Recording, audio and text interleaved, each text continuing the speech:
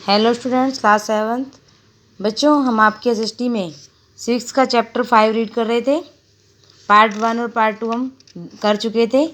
हमारा टॉपिक चल रहा था वर्तमान समय में शिक्षा और विद्यालय। इस पैरा में हम यहाँ तक रीडिंग कर चुके थे।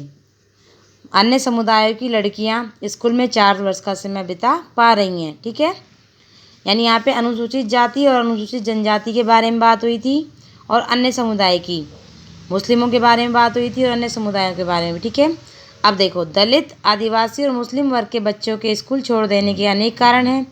देश के अनेक भागों में, विशेषकर ग्रामीण और गरीब क्षेत्र में, नियमित रूप से पढ़ाने के लिए न उचित स्कूल है, न ही शिक्षक। यदि विद्यालय घर के पास न हो और लाने ले जाने के लिए किसी साधन जैसे बस या वैन आदि की व्यवस्था ना हो, तो अभिभावक लड़कियों को स्कूल नहीं भेजना चाहते। कुछ परिवार अत्यंत निर्धन यानी गरीब होते हैं और अपने सब बच्चों को पढ़ाने का खर्चा नहीं उठा पाते। ऐसी स्थिति में लड़कों को प्राथमिकता मिल सकती है। बहुत से बच्चे इसलिए भी स्कूल छोड़ देते हैं क्योंकि उनके साथ उनके शिक्षक और सहपाठी भेदभाव करते हैं, जैसा कि ओम प्रकाश वाल्मीकि के साथ हुआ। आपने ओम प्रकाश वाल्मीकि का चैप्टर रीड किया था, उसमें देखा था कि अंसारी दंपति और ओम प्रकाश वाल्मीकि के साथ कैसे भेदभाव, जाति के आधार पर भेदभाव किया गया था उन दोनों के साथ भी। ठीक है ना। 2014 में शुरू हुई बेटी बचाओ बेटी पढ़ाओ अभियान के बारे में पता करें। ये बेटी बचाओ बेटी पढ़ाओ अभियान का लोगो ये कब शुरू हुआ था? 2014 में। ठीक है, नेक्स्ट आपका टॉपिक है यहाँ पे महिला आंदोलन। देखो, लड़के और लड़कियों का अनुपात दिखाया गया यहाँ पे कि लड़के कितने हैं।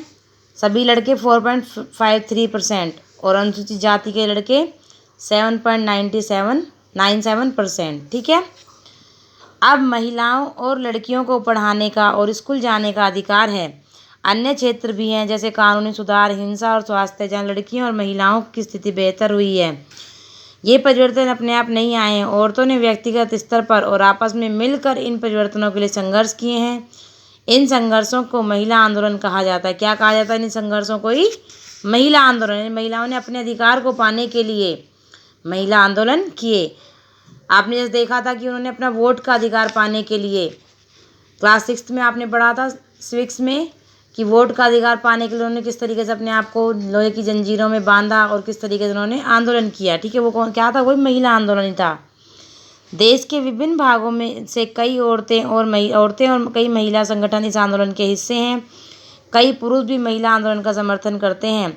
इस आंदोलन में जुटे लोगों की मेहनत, निष्ठा और उनकी विशेषताएं इसे एक बहुत ही जीवंत आंदोलन बनाती हैं। इसमें चेतना जागृत करने, भेदभावों का मुकाबला करने और न्याय हासिल करने के लिए भिन्न भिन्न रणनीतियों का उपयोग किया गया है। इनकी कुछ झलकियाँ आप यहाँ देख सकते हैं। यहाँ पे कुछ झांकियाँ यानी कि कुछ बातें दिखाई गई हैं, वो देखो आप यहाँ पे।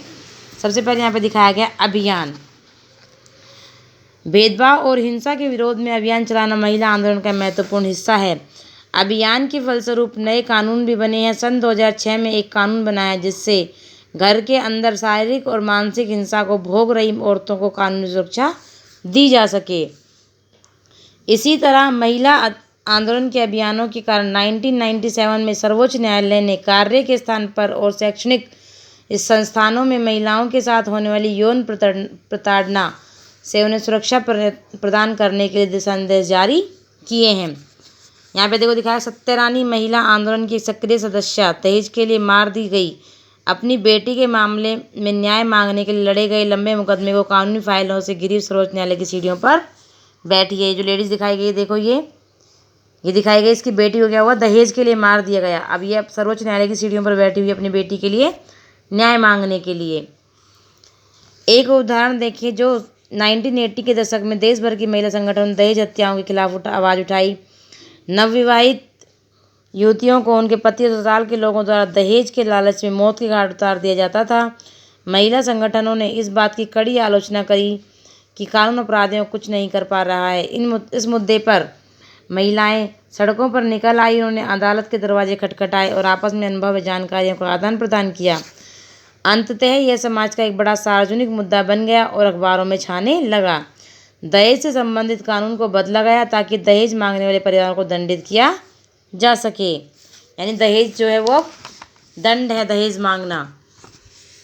नेक्स्ट है आपका जागरूकता बढ़ाना। इसे अभियानों से किस तरीके से किया गया, ठीक है। जागरूकता बढ़ाना, औरतों के अधिकारों के संबंधों में समाज में जागरूकता बढ़ाना महिला आंदोलन का प्रमुख कार्य है। जागरूकता यानी कि सबको जागरूक करना कि हमारा ये अधिकार है, हमें लेना है।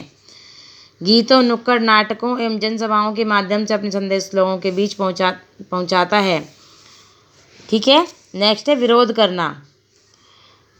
जब महिलाओं के हितों का उल्लंघन होता है, जैसे किसी कानून अथवा नीति द्वारा, जो महिला आंदोलन ऐसे उल्लंघनों के खिलाफ आवाज़ उठाता है।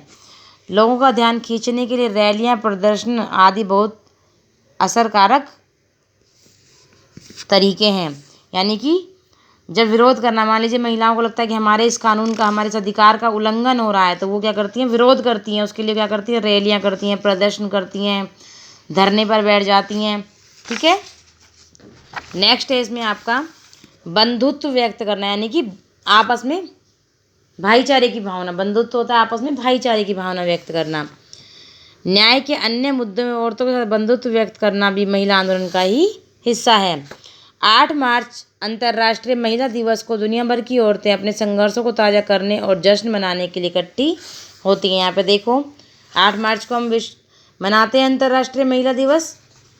हर साल 14 अगस्त को वाघा में, वाघा कहाँ है, भारत पाकिस्तान की बॉर्डर है जो वाघा बॉर्डर, वाघा में भारत पाकिस्तान की सीमा पर हजारों लोग इकट्ठा होते हैं और एक सामाजिक कार्यक्रम आयोजित करते हैं। ऊपर की तस्वीर में भारत और पाकिस्तान के लोगों के बीच बंधुत्व प्रदर्शित करते हुए औरतें जलती हुई मोमबत्तियां उठा रही हैं। यहाँ पे क्या, भारत और पाकिस्तान के बीच बंधुत्व को स्थापित करने की, हम आपस में भाईचारे की भावना है, सहयोग की भावना है, इस बात को स्पष्ट करने के लिए, इस बात को दिखाने के लिए वो क्या कर रही हैं, मोमबत्तियों को जला रही हैं एक साथ, ठीक है। ऐसा समझ में आपका ये चैप्टर कंप्लीट हो गया बच्चों। आपको एक फिर से पूरा चैप्टर रीड करना है सभी बच्चों को, ओके। बीच में से बहुत सारे क्वेश्चंस आपके बीच में बनते हैं, इसलिए आपको चैप्टर पूरा रीड करना है। उसके बाद मैं आपको उसके क्वेश्चन आंसर्स भेजूंगी, वो आपको अपनी कॉपी में करने और लर्न करने हैं, ओके बच्चों। ओके बच्चों, आज के लिए इतना ही, थैंक यू।